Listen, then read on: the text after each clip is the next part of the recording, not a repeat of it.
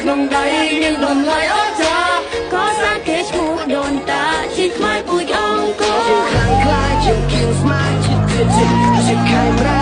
នឹងយើងខ្លាំងអស្ចារ្យយើងស្រែកតែស្មារតីកីឡា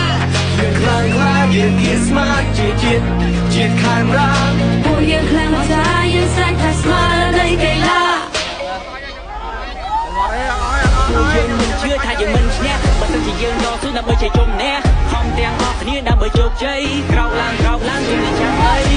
We the best We the champion លើកមកឲ្យប្រទេស We to the top មានណាររឿងនេះព្រោះពួកយើងខ្លាំង They know we the best Cheer កម្ពុជា